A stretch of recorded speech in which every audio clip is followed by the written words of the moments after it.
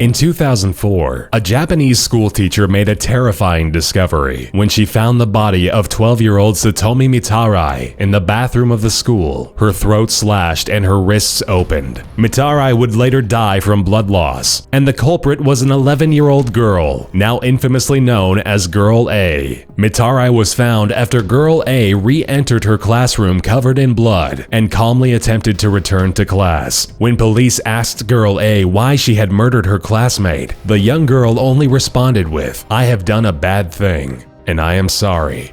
I am sorry." When pressed further, Girl A admitted to authorities that Mitarai had made fun of her appearance and that her mocking had warranted death. Girl A, whose real name is still subject to speculation, was released from a reformative program in 2008. On May 31, 2014, two 12-year-old Wisconsin girls led another one of their friends, a girl who was also 12, into the woods under the guise they would play a game. Once there, the girls repeatedly stabbed their friend 19 times in a brutal attack, with hopes to please the internet entity known as Slender Man. Their work finished, the girls raced back home, leaving their friend to die alone in the woods. Her body was found the next morning by a cyclist, and an investigation started. The police traced the girl back to the perpetrators after discovering that all three had a sleepover the night before the murder, and it was there the two friends decided to murder the girl in a sacrifice to Slender Man. The girls, whose names were withheld from the media for their protection, were charged with second-degree murder and would be tried as adults rather than children for the savage nature of their crimes. November 25, 2003, 16-year-old Timothy Ferryman, along with Kevin Madden and another friend, drunkenly called his girlfriend from Kevin's home and proceeded to go on a rant about wanting to commit a mass murder with his friends. Ferryman's girlfriend, out of fear, decided to record the call until Ferryman hung up. He and his two friends then proceeded to kill Kevin's own 12-year-old brother by stabbing him in the throat. They stored the boy's body in the basement, and then all three waited for Kevin's father to return home. When he did, the boys attacked him with a baseball bat, but the man was able to get away and report the crime to the police. The authorities eventually found the body of the 12-year-old in the basement, and all three perpetrators were tried as adults in Canadian courts. On November 28, 2001, a 12-year-old boy named Christopher Pittman was charged with the murder of his grandparents. Pittman, who had a history of mental illness, had earlier been disciplined by his grandfather after he acted out, thus sealing the man's fate. Later that evening, while Pittman's grandparents slept, the boy entered their bedroom with a shotgun and murdered both before escaping in their car. Pittman was captured by police in a routine traffic stop, where to the shock of the officers involved, he admitted to killing his relatives. At his trial, the defense argued that the reasoning for Pittman's behavior came from the drug Zoloft, which his doctor had prescribed to him months earlier. The drug was considered too intense for children. Pittman was eventually sent to prison for 25 years.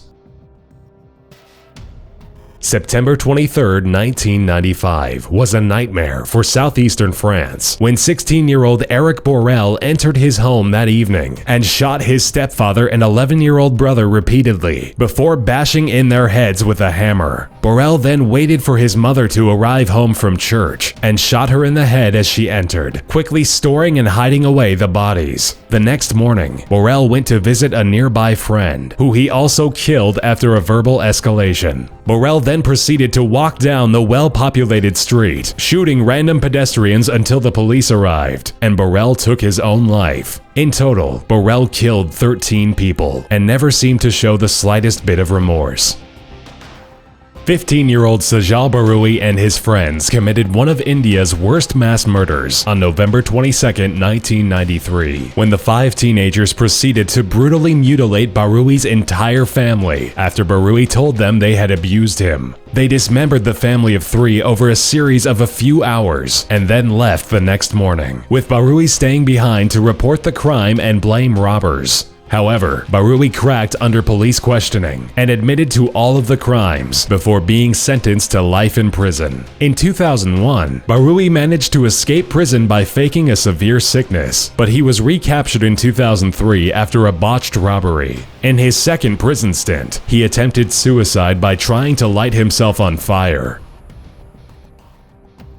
March 2009. 16-year-old John Cateus put out a Craigslist ad for sex that was answered by an ABC News reporter named George Weber, who agreed to pay Cateus $60 for oral sex. However, when the two met up, something much more sinister took place. While the exact details are unknown, Weber was stabbed almost 50 times in his chest and neck, and Cateus left wearing the man's clothes. Cateus was caught by police after he was seen with a cut hand in public, and was eventually tried as an adult in court. His sentence? 25 years to life.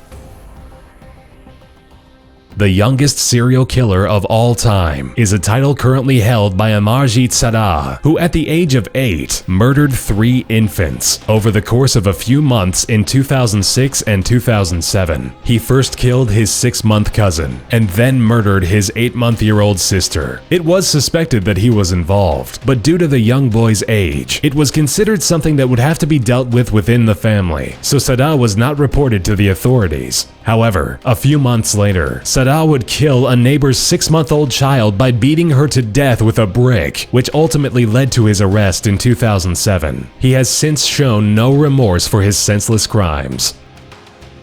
At the mere age of 13, Eric Smith felt the weight of the world on his shoulders, as he was constantly teased because of his elongated ears, a birth defect from his mother with epilepsy. When he couldn't take it anymore, he murdered a 4-year-old boy named Derek Roby by strangling him, dropping large rocks on his head, and then eventually sodomizing the child with a small stick. After his arrest, Smith was questioned by a psychiatrist to justify his actions, but he could not. He was diagnosed with intermittent explosive disorder, a condition which disallows one to control their violent outbursts. The severity of his crime led to a conviction, and Smith remains in prison to this day.